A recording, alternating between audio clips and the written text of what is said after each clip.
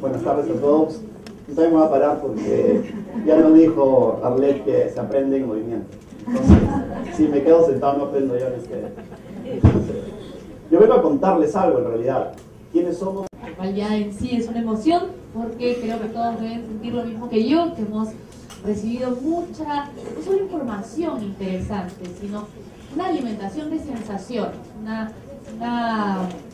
voy a usar la palabra que le gustó a Arlet, un contagio de ganas de seguir trabajando en este proyecto maravilloso de pedagogía hospitalaria, de ganas de incorporar los aprendizajes de los otros a los proyectos que cada uno de ustedes está llevando a cabo, ganas de recibir más quizá también del Estado, porque es una de las preguntas que las personas han hecho, y por eso les quiero decir que no han hecho muchísimas preguntas, han hecho aproximadamente 9 o 10 preguntas, pero las voy a juntar porque son temas parecidos y tenemos poco tiempo. Entonces le voy a pedir a algunas personas que respondan lo que yo llamo la síntesis de las preguntas que recibí. Y le voy a preguntar a la doctora Carmen Yermo, que ha venido desde Venezuela. Una de las grandes preocupaciones de las personas que están acá y que se ha visto en algunas de las preguntas es: ¿y qué pasa después? Están estos niños, estos jóvenes que pasan por un proyecto de aulas hospitalarias, pero luego, ¿qué pasa? ¿Qué sucede con ellos? Ya hay una experiencia en Venezuela, usted ha investigado las experiencias en toda Latinoamérica sobre qué capacidad y qué números quizá hay de reinserción, cómo regresan al sistema educativo formal. Sí, en Venezuela la reinserción y volver al aula regular es muy difícil. Solamente el 10% regresa al aula regular, pasa su año escolar. De lo contrario, hay un momento en el estudio venezolano donde podemos modificar matrícula y el niño repite el año, se retira, deserta y repite. Es allí donde está mi lucha. Y digo, bueno, ¿qué es lo que está pasando con la escuela regular? Que tenemos aquí la compensación, lo compensamos, pero no logramos reinsertarlo. Realmente el porcentaje es muy bajo. Y en este transcurrir de la vida yo creo que ahora estoy a ir a sensibilizar al docente de aula regular, y por eso es mi lucha que ¿quién debe recibir pedagogía hospitalaria? ¿Solo el que está en el hospital? No, el docente que va a recibir este niño, para que esa reinserción e integración nuevamente al aula que le pertenece se dé a plenitud y al 100%. Son muy bajos los porcentajes. Muy por el contrario, son muy altos los porcentajes de la repitencia, del absentismo y de la deserción escolar. Eso significa que todavía hay mucho que trabajar en ese aspecto. Muchas gracias, doctora Lermo. La siguiente pregunta, que en realidad es un grupo de preguntas que yo estoy juntando, se la quería hacer a la señora Cabrera. ¿Dónde está? ¿Dónde se me escondió? Pero está de espía, está viendo cómo se portan los alumnos de atrás. El siguiente grupo de preguntas es la preocupación respecto a los laterales. Los asistentes dicen, bueno, hemos visto que se están haciendo programas, tenga el micrófono, se están haciendo programas para preparar, o esfuerzos a través de las instituciones privadas para preparar docentes que ayuden a los alumnos, y se están haciendo enfoques en los niños. Se le presta atención al niño, se le da material al niño, pero se ha hablado de la importancia de los padres y de la familia. Así que le pregunta el público, ¿existe o se está pensando en algún programa o en algún tipo de entrenamiento para los padres o familiares que acompañan a estos niños o adolescentes que pasan por estos procesos? En realidad sería ideal, pero habría que ver que nosotros nos hemos incorporado en la medida que surgieron las demandas, ¿no es cierto? Cuando hemos estado llevando la experiencia a cabo. Pero hay que tener en cuenta que esta es una propuesta de un sector privado, ¿no? Que tiene también limitaciones económicas para extenderse, que suple a través de la responsabilidad social la obligación, comillas, que tiene el Estado de que los niños tengan derecho a la educación, y en consecuencia, si fuera así, también aquellos que los acompañan. Nosotros sí hacemos, digamos, talleres para padres, campañas para padres, en la medida que hemos visto que el beneficio de que ellos conozcan cómo tratar a sus hijos a nivel de las enfermedades que tienen y a nivel de emocional es importante, y cómo prevenir accidentes.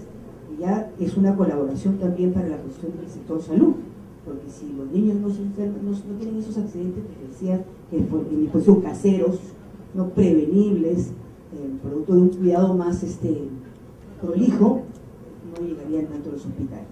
Creemos sí que el programa tienen que comprobarlo, por eso lo hemos puesto, pero no hay una línea sistemática de desarrollo como debería ser, que sí lo tenemos con los docentes y tenemos con los pacientes alumnos. Y decimos pacientes alumnos porque antes lo llamábamos alumnos, y sin querer la lógica escolar te jalaba. Entonces dices pacientes, un momentito, y no es pacientes de paciencia, sino es pacientes porque tienen alguna limitación en su salud. A veces los médicos sí, doctores, he seguido con mucho entusiasmo no tienen esa calidez para tratar. Muchos son pacientes. Con eso me parece que yo creo que sí, y que lo que nos deja claro es que ahí también hay una tarea pendiente en hacer los programas para padres, y además la educadora Zoila Cabrera ha puesto el dedo en una herida que también preocupa a los asistentes, y es hasta qué punto podemos esperar un compromiso del gobierno para que se hagan verdaderas políticas y para que, por ejemplo, se incorpore lo que es la pedagogía hospitalaria en la currícula de las carreras de educación, y hasta qué punto podemos esperar que se brinde una educación, una pedagogía hospitalaria, no solo en hospitales del Estado, sino incluso pedírselo a las instituciones privadas. Y tenemos la suerte que ya está con nosotros el viceministro de Gestión Educativa, así que vamos a atacarlo con esa pregunta al señor Fernando Bolaños.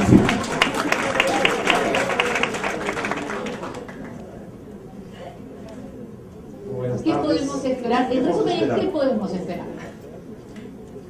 Como saben ustedes, para nosotros la política clara de educación es la inclusión. Ahora hemos comenzado porque hay muchas áreas de inclusión que tenemos que hacer. Como saben, hemos comenzado con mucha claridad con el tema de la educación rural, con el tema de la educación intercultural bilingüe, porque hay muchos niños en este país, digamos, que tienen brechas muy grandes educativas en el tema rural y en el tema de niños que hablan otra lengua distinta del castellano. Tenemos la intención de ir avanzando en este tema de las inclusiones, ¿no? Porque creo que es un tema particular, y es un tema más porque, como lo hemos visto al inicio del año escolar, tenemos una propuesta entre las ministras de Educación, de Inclusión Social y de Salud de avanzar más en una estrategia intersectorial, ¿no? Esta es una de las cosas en que el Estado todavía trabaja mal, ¿no? O sea, nosotros tenemos responsabilidades en nuestras escuelas, etcétera, estamos tratando de hacerlo mejor, pero mucho más en áreas de crisis en las cuales decimos, aquí le toca esto, le toca salud, le toca educación. Yo creo que aceptamos este tema de los retos. Tenemos una oficina de todo el tema de inclusión en el ministerio que está trabajando aquí, estamos viendo estos temas. Creo que a partir de lo que dice acá, interesantemente, queremos conocer más experiencias exitosas para ver cómo nos podamos convertir en política pública, ¿no? Pero esto, como otras áreas, es algo que finalmente el Estado no puede estar solo, puede trabajar con ustedes, con la sociedad civil, con las experiencias que existen. Creo que podemos ir incorporando esto cada vez más en la política educativa. Muchas gracias, señor viceministro. Y la última pregunta a nivel de resultados quería hacérsela a la doctora Giselle Silva. Simplemente saber, hay una preocupación por saber si ya se ha medido de alguna forma el impacto positivo que ha tenido este apoyo psicológico, usted que ha trabajado con niños que han pasado por aulas hospitalarias. ¿Existe ya alguna medición de resultados sobre el impacto que tiene en la parte emocional de estos niños recibir este apoyo?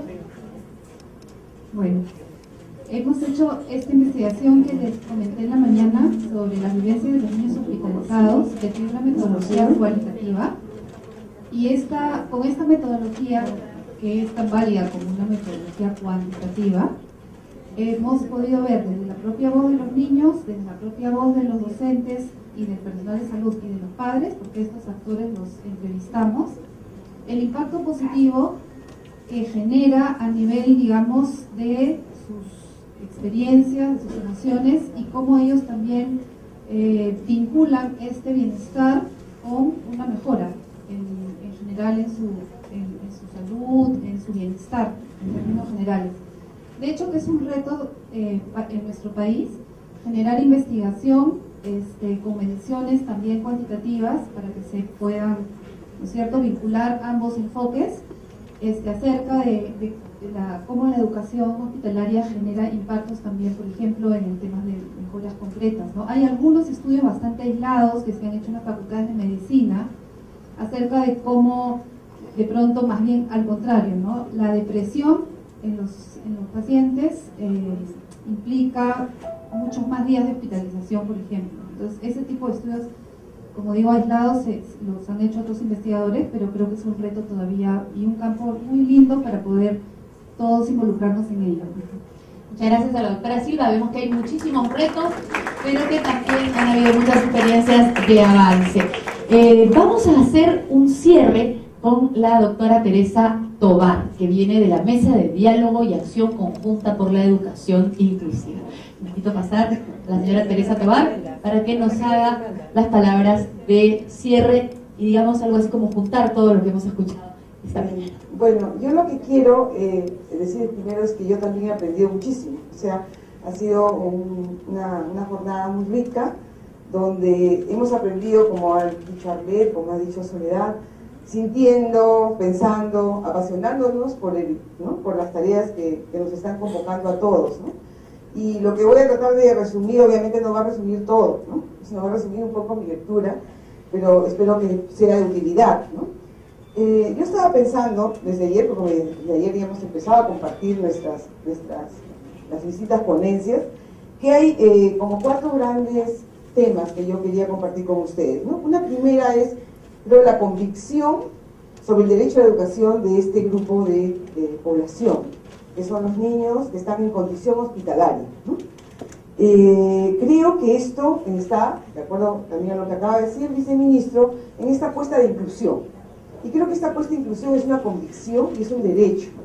Está obviamente refrendado, ¿no?, por las leyes, en las distintas leyes nacionales, también en las peruanas, aunque todavía en las peruanas nos falta, como dijo la doctora Carmen Hermes, ¿no?, un cachito, ¿no? Hay que hacer algún tipo de ley complementaria, alguna cuestión que nos equipare al nivel de desarrollo legal que tenemos, hemos visto en Chile, en Argentina, en México, ¿no?, para poder asegurar realmente el derecho, ¿no?, a la educación, al desarrollo pleno de las capacidades de este grupo de edad, así como de otros, de este grupo de población, así como de otros grupos de población, para que ninguno de estos chicos se quede en el salón de espera, ¿no? Su derecho está esperando, ¿no? El derecho no puede esperar, tiene que ejercerse desde ahora, ¿no? La segunda gran cosa, la segunda gran idea es que lo que convoca, la primera idea a mí que me convocó esta educación, esta pedagogía hospitalaria, es la educación más allá del sistema educativo. Se reafirma necesariamente la apuesta de Delors, ¿no? Aprendizaje a lo largo de la vida y en todos los espacios, ¿no? El aprendizaje a lo largo de la vida, de acuerdo a Delors, no se organiza a partir de la edad, del espacio del tiempo, ¿no?, sino que considera todos los modelos y todos los contextos de aprendizaje, ¿no? Delors nos habla de una sociedad educadora en la que hay otros espacios formativos, también otros formadores, hemos visto hasta Clausen, ¿no? Todos enseñan, ¿no? Donde no solamente es el maestro tradicional, están los voluntarios de Aprendo Contigo, ¿no?, donde hay múltiples direccionalidades del aprender, uno aprende del otro, ¿no?, y donde también hay, dice Delors, un horizonte, un paradigma de apuesta de la calidad de vida. Estamos formando para el buen vivir, ¿no? Estamos formando, pues, ¿no?, en el ser, en el pensar, en hacer las 4 aprendizajes fundamentales, y entonces creo que esto se está reafirmando en esta experiencia, ¿no? Se reafirma en muchas experiencias, pero en esta experiencia se reafirma con muchísima fuerza. También se reafirma este aprendizaje de Delors, que está reflejado en nuestra ley de educación, en la peruana, y creo que probablemente en muchas latinoamericanas, y es que la educación tiene caminos flexibles. Hoy estoy aquí, mañana allá. Hoy estoy en el hospital, mañana puedo regresar a la escuela regular y tengo derecho a que se me convaliden mis aprendizajes. Pasado mañana, de repente ya no estoy. O una persona que vive en el campo y que, digamos, ha aprendido a manejar el ganado vacuna, hoy en el sistema peruano puede acreditarse como experto en ganado vacuno, así no tenga ni siquiera más que conocimientos de primaria y nunca haya pensado en un instituto técnico, pero sabe manejar ganado vacuno. Esta flexibilidad de los caminos educativos es algo que obviamente está en consonancia con esto y hacia ahí debemos apuntar. Y por supuesto la intersectorialidad, ¿no?, que es vista no tanto como un pacto entre sectores, sino como una mirada común, ¿no? Como un diálogo realmente que tiene que darse entre los distintos sectores del Estado, en este caso, y también en las alianzas con distintos sectores como la empresa privada, los gobiernos regionales, ¿no? Este actuar en conjunto para poder hacer frente a este desafío complejo. La tercera idea es que creo que la experiencia de aulas hospitalarias, al igual que muchas veces la experiencia de educación especial inclusiva, aporta muchísimo a lo que es la estrategia pedagógica. Aporta en muchísimos niveles, ¿no? En primer lugar, coloca al niño como centro en una mirada personal, al niño como persona, ¿no? Se conecta con el niño como ser humano, en primer lugar, ¿no? Esto, digamos, va en contra no solamente del niño que tiene un número asignado a una cama, sino del niño que tiene asignado un número en el aula, ¿no? El paciente, visto como elemento objetivo en la lógica de un sistema hospitalario que busca curar, se parece mucho al alumno que es visto, digamos, de manera eficientista en un sistema que busca funcionar, ¿no? Lo que importa es que los niños, tanto si estén en el hospital, estén en la escuela, ellos son el centro de aprendizaje y digamos, así como el clown mira al niño, la maestra de Aprendo Contigo mira al niño, le hace gestos. Creo que el sistema educativo tiene que hacer eso también, con todos los niños, no solamente con los niños hospitalarios. Tiene que mirar a los niños, darles un afecto, ¿no? Antes de pensar solamente en que esto es parte de un sistema en el cual hay que rendir cuentas en términos de eficacia, ¿no? En segundo lugar, obviamente, ha sido muy relevado el tema de la afectividad, ¿no? Los afectos que nos remiten a una cosa muy común que nos han remontado hasta el siglo pasado, con ese libro que descubrió, ¿no? El doctor Bolarroja, que es el doctor Bolarroja, el doctor Gus, ¿no? Y es que el ser humano es un ser integral. No somos solo cabeza, ni solo somos afecto, ¿no? Somos un ser integral, y ese ser integral está en el hospital, está en la escuela, está en todas partes. Y lo que pasa es que a veces nos hemos acostumbrado, en el caso de la escuela, a hablarle solamente a una parte de la cabeza, a una parte del ser humano que es la cabeza, ¿no? Y eso me hizo acordar un poco un texto que yo leí hace mucho tiempo, que se llama el Papalayi. No sé si ustedes lo han escuchado hablar, pero es el relato de un indígena de las islas de Papúa, que en el siglo pasado o antepasado visita Europa y ve por primera vez en la ciudad, ¿no? Y entonces la ciudad de la civilización, ¿no? Y entonces critica en su lenguaje, una crítica muy ácida, pero al mismo tiempo muy lúdica, la manera como esta sociedad funciona. Y una de las cosas que dice es que el Papalayi se ha olvidado que tiene un cuerpo, no solamente se concibe como cerebro, y se obsesiona por llenar ese cerebro de un montón de conocimientos que llenen unas cartillas que hace que los niños repitan automáticamente. Hay un capítulo prácticamente dedicado a la educación, ¿no? Entonces creo que la experiencia de aulas hospitalarias nos hace recordar que somos seres humanos y que este ser humano debe ser atendido integralmente en donde sea que esté, sea en el hospital, en la escuela, etcétera, ¿no? Y bueno, obviamente esto nos permite a toda, en el caso de la pedagogía, a rescatar el pensamiento, la inteligencia emocional, también se ha dicho la educación emocional, ¿no? Eso está todavía por discutir un poco más entre los educadores para ver cómo se integra, ¿no? Porque mal que bien se dice, pero después se queda a un costado, ¿no? Por otro lado, otra enseñanza para la pedagogía es la flexibilidad y la pertinencia como algo más importante que el diseño previo de un, digamos, curricular o de una cuestión rígida, ¿no? Lo importante es, ¿no?, que el conocimiento sea pertinente a la situación en la cual el estudiante, el niño, está, ¿no? Y que esto lleva a adaptar, a crear, a innovar y a colocar en primer lugar los intereses y vivencias de los niños para poder llevarle una propuesta formativa, ¿no? Sea esta la que sea esta para niños con discapacidad, para niños con educación especial, para niños bilingües, para lo que sea. Lo primero es ver qué es lo más pertinente para ese niño, porque el niño está en el centro. La otra cuestión bien importante que tiene muchísima fuerza en el caso de la experiencia hospitalaria es el enfoque de resiliencia. Se aprende más en situaciones difíciles y el niño se fortalece en ese aspecto y hay un desarrollo de la personalidad, de afirmación de la autonomía, afirmación de la autoestima por parte de los niños y también quizá también por parte de los propios formadores, ¿no? Y entre ellos, ¿no? Los formadores se relacionan con el lado sano de los niños, decían, ¿no? Y desde ahí, desde ese lado sano, vencen la enfermedad, incluso disminuye los ritmos de dolor. Resulta que ahora, en lugar de escoger el antibiótico, hay que escoger el tipo de música, ¿no? Según nos han dicho, ¿no? Entonces, este tema de resiliencia es fundamental, ¿no? Que creo que también debe ser aplicado y que también se vive mucho el tema de la discapacidad, ¿no? El tema de los niños con discapacidad o con habilidades diferentes se basan en una de sus habilidades para hacer frente a las otras, ¿no? Para, digamos, dejar de lado las otras deficiencias o desventajas que puedan tener, ¿no?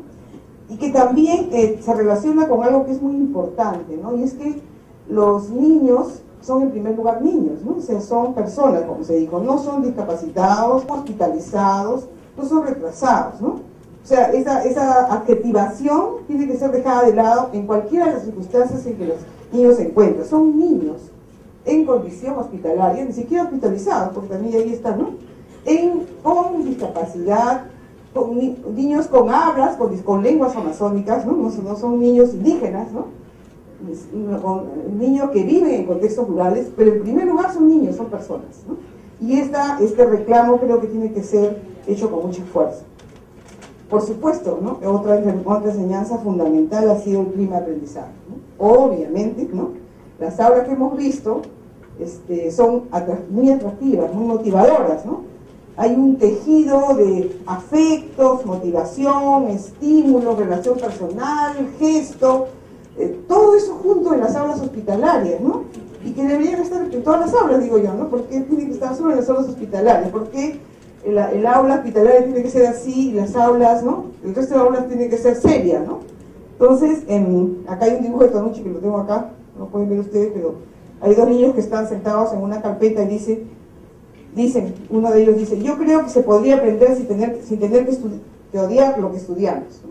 O sea, el reto es hacer que las aulas, me decía yo, las aulas regulares, todas las aulas, sean como las aulas hospitalarias, sean tan atractivas como las aulas hospitalarias, porque una de las experiencias que contaban, ¿no? De Aprendo Contigo, de la Fundación Telefónica, no sé cuál de ellas, o las dos, es que los niños esperaban con ansia la hora del aula, ¿no? Y el Tonucci justamente decía, ¿no? ¿Por qué los niños se corren de la escuela, ¿no?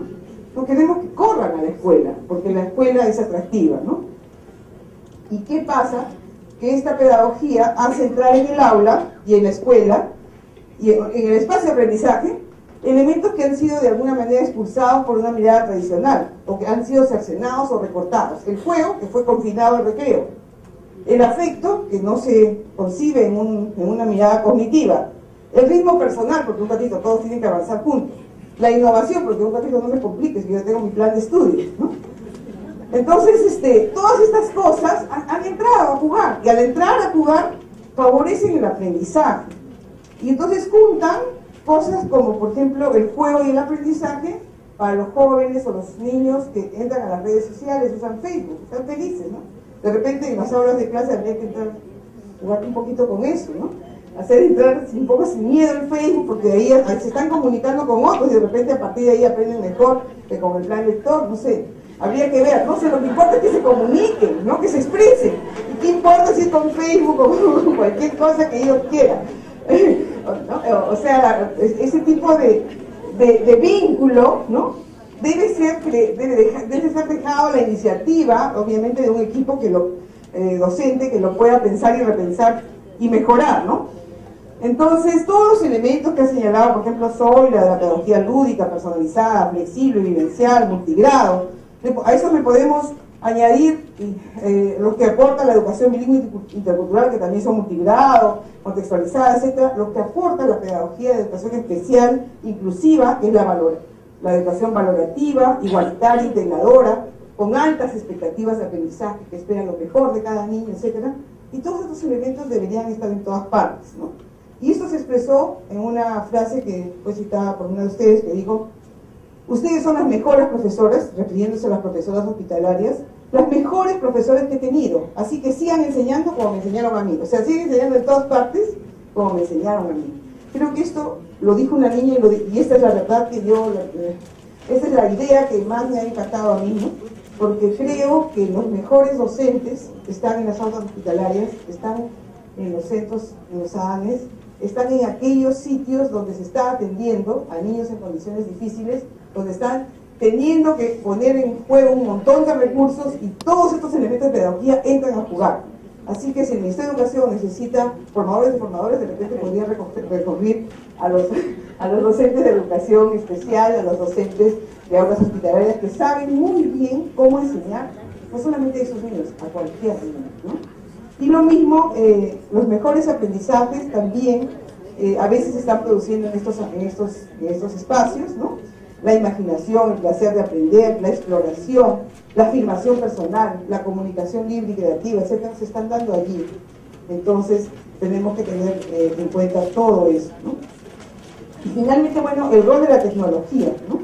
El rol de la tecnología ha sido fundamental, no solamente como una ventana de comunicación al mundo, sino como un instrumento en manos del niño que quiere expresarse, el niño o la niña que quiere expresarse y que a través de la tecnología que se reinventa nuevamente, al igual que cualquier recurso educativo, para poderse poner a la orden del niño.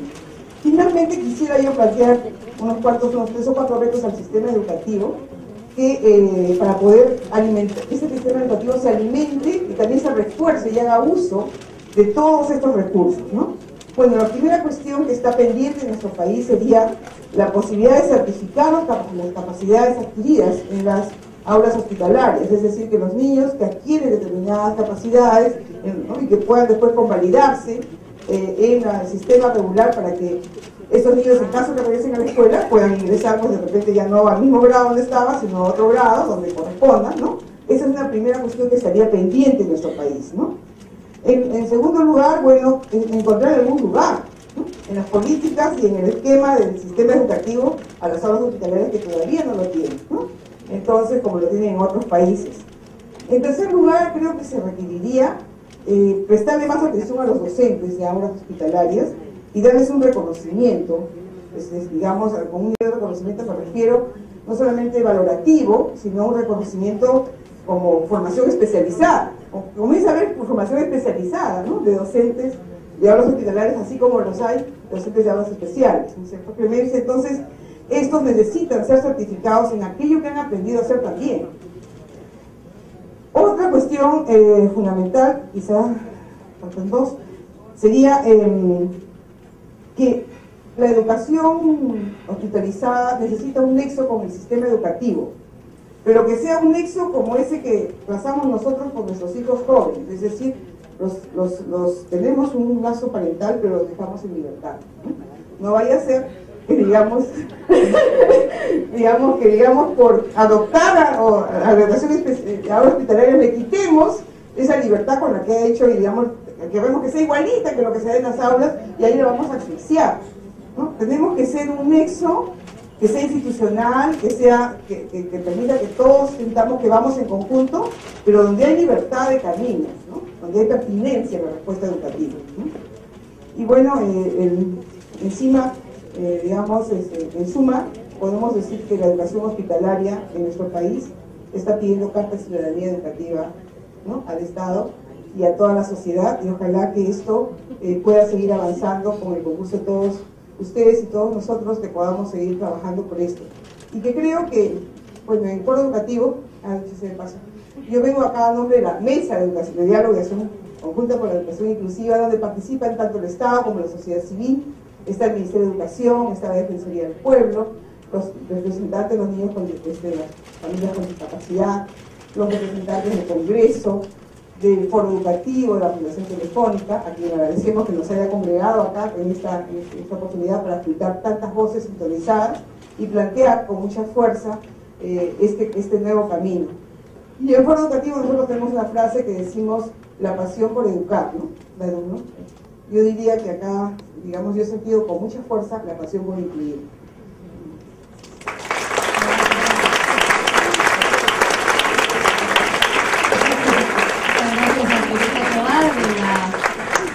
Tu nombre es larguísimo, Mesa de Diálogo Acción Educativa. Ya me faltan dos, pero ya era mucho. Muchas gracias por este, más que resumen, nos ha hecho casi toda la lección en 10 minutos. Y bueno, muchas gracias a todos ustedes por asistir. Vamos a hacer ahora la ceremonia oficial de clausura, pero yo quería agradecerles a todos por su participación, a todas las personas que nos han estado viendo a través del streaming, a través de internet, a todos los que han compartido sus experiencias y que realmente, debo decirles, creo que Teresa Tobar lo ha resumido muy bien. Lo que han generado, por lo menos en los legos como yo, en los ajenos como yo, es una sensación de una pasión tal por enseñar y una creatividad tal por enseñar que yo le tengo que pedir al viceministro que, así como ha quitado los exámenes de ingreso de los colegios privados, quite del aula hospitalaria la condición de estar enfermo, porque los niños sanos merecen ese tipo de educación. Y ahora sí, les pido que suban Mario Coronado y el viceministro Bolaños para que hagan el cierre oficial de esta mañana.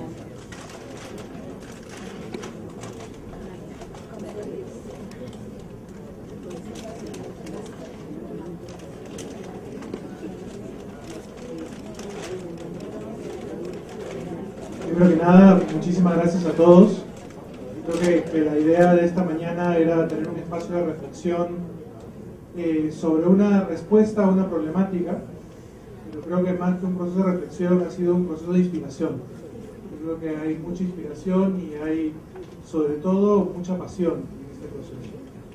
Y nada, quiero nuevamente agradecer a Aprendo Contigo, a Valor Roja, al Instituto Nacional de Salud del Niño, a NICEM, al IEP y a la Mesa de Diálogo y Acción Conjunta para la Educación Inclusiva por su participación, por su esfuerzo, por las ganas y por este caminar juntos. Y nada, muchísimas gracias a cada uno de ustedes y aplausos para cada uno.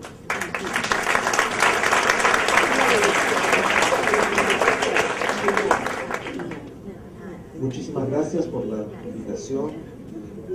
Yo siempre trato de llegar un poco antes, porque eso de que te inviten solamente a la parte formal es un poco siempre pesado, no sabe qué decir, ¿no? Pero me alegro de haber podido estado en ese momento, era una de las cosas, porque siendo funcionario público y a veces, digamos, creo que las decisiones o las cosas que uno hace hay que tomarla en función de no solamente de papeles, sino en función de personas, de experiencias concretas. Y eso es una de las primeras cosas que yo quiero aquí alabar y resaltar, esta idea fundamental de que se puedan juntar, ¿no? Que hay acá diversas experiencias, que este no se llame un congreso, este se llama un encuentro, ¿no? Un encuentro donde nos encontramos, donde se encuentran experiencias, personas que comparten no solamente sus ideas, sus prácticas, sino también sus pasiones, sus apuestas personales, institucionales, porque creo que eso es lo que construye lo que queremos hacer aquí, ¿no? Yo solamente quiero terminar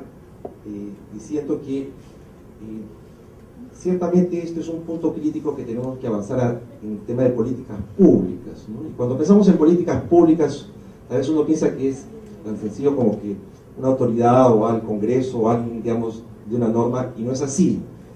Creo que esto es parte de algo que tenemos que hacer. En primer lugar, creo que para que haya una política pública y esto que ustedes hacen, trabajan, y eso cuesta personal, institucional, se convierte en política pública, tiene que haber una demanda social concreta, ¿no? Y esta demanda expresada en esto que ustedes están, en el trabajo que están haciendo, las organizaciones, pero sobre todo reconocer esto que decía Teresa, de que detrás de esto pues están niños concretos, y nosotros hemos afirmado con toda claridad que el derecho a la educación es lo que marca lo que tenemos que hacer, ¿no? Todavía tenemos a veces muchas discusiones con algunos funcionarios que nos dicen: ¿por qué tiene que tener un profesor allí si no hay suficientes niños en una zona rural apartada? Y decimos, bueno, es que tiene que haber un profesor, porque si no esos niños se quedan sin su derecho a educación, ¿no? Entonces, reconocer también que este sector que estamos hablando, estos niños que están en condición hospitalaria, también son niños que necesitan y requieren ejercer su derecho a educación, es un punto importante para convertirlo en política pública. Para que haya una buena política pública necesitamos por lo menos cuatro cosas fundamentales, ¿no? Lo primero es, hay todo un marco regulatorio que hay que hacer, o sea, necesitamos normas concretas, y creo que Teresa y ustedes han resumido varias cosas que es necesario mejorar en la actual legislación que tiene, por ejemplo, el Perú en este punto, y hay que avanzar, hay que trabajar, hay que ver directivas concretas o normas específicas que hay que trabajarlo. Pero como saben ustedes, las normas no crean la realidad, ¿no? El segundo punto importante es que para convertir y hacer una política pública necesitamos masas críticas, ¿no? Necesitamos grupos de personas empeñadas y comprometidas. La única manera que podemos hacer esto, pasarlo de experiencias pequeñas a una política pública, es que realmente formemos cuadros de personas especializadas, comprometidas, que puedan llevar adelante esto de manera más amplia y de manera más extendida donde tiene que estar, ¿no? Eso es un reto, porque, y lo digo por experiencia, muchas de las cosas que nosotros estamos haciendo no basta la voluntad política, no bastan ni siquiera el tercer punto que voy a decir que son recursos para que eso se pueda hacer, sino no están las personas entrenadas para poder hacer esto, ¿no? Para poder llevar un cambio necesitamos una masa crítica de personas. Cuando digo masa crítica es un número importante de personas, de profesionales que tengan la capacidad para llevar esto. Entonces yo creo que estas experiencias muestran que sí, que se está generando una masa crítica, que podemos tener una masa crítica y que en función de eso se podría, como decía Teresa, generar un grupo de formadores que puedan ir llevando esto cada vez más a instituciones hospitalarias, hospitales en mayor o menor medida, no solamente en las ciudades, porque es uno de los grandes problemas también en nuestro país, que las ciudades se llevan gran parte de las ofertas, las posibilidades, pero en la zona rural, bueno, algunas partes donde deberíamos también tener algo de este tipo. El presupuesto es un tema importante, no siempre es el más definitivo, pero también necesitamos pelear presupuestos específicos para esto. Y finalmente yo creo que en algo que sí se ha avanzado mucho es tener propuestas concretas, metodologías, protocolos muy claros, ¿no? Porque si no tenemos esas metodologías muy claras, la cosa se queda en buenas intenciones. Yo quisiera decir entonces que yo veo acá que hay varios elementos de esto, podemos ir avanzando en una política, creo que es un reto para el Estado, para nosotros hacerlo, porque como decía, el tema intersectorial siempre es un tema muy difícil, no estamos acostumbrados en el Estado a trabajar de manera junta, el Estado trabaja de manera muy reto que estamos asumiendo. Como Ministerio de Educación, no solamente queremos felicitarlos, sino quisiéramos recoger estas experiencias, ver cómo podemos hacer nuestro trabajo mejor en esa medida, y yo los sigo animando pues que nos sigamos encontrando, que sigan desarrollando estas cosas, porque hay una cosa que es cierta, ¿no? Como decía Tere también, todos estamos de paso, nunca sabemos si hoy día estamos acá, mañana estamos en un hospital, mañana tenemos salud, mañana enfermedad. Todos de alguna manera somos en un momento dado vulnerables y estamos en situación de necesidad. Si no reconocemos eso, si no nos ponemos en el lugar del otro, nunca podremos dar esos saltos importantes para avanzar en esa vida. Muchas gracias por la invitación, felicidades a Telefónica por organizar esto a todas las instituciones, y espero que creo que es el primer encuentro, ¿no? Se siga repitiendo cada vez, que esto pueda crecer como un movimiento muy grande que realmente, como decía también ustedes, nos ayude también a mirar la educación de manera diferente. Porque yo sí estoy convencido de una cosa: la educación, nosotros hablamos mucho de las mediciones, de la evaluación censal, de las cosas. Uno puede medir el éxito de un sistema educativo por los que están adelante, ¿no? por los que están arriba, por los logros que se tiene, por los que llegan. Pero yo creo que, como cualquier sentido realmente, como cualquier profesor también, uno se mide no solamente por aquello que está adelante, sino cómo incluye y levanta a los que están más atrás, ¿no? Por eso el lema del ministerio es: todos pueden aprender, nadie se queda atrás, porque realmente hay todavía muchos que no logran aprender. Ese es el grupo de niños, de jóvenes, de adolescentes que queremos llevar hacia adelante para que nadie realmente se quede atrás en la educación en este país. Muchas gracias.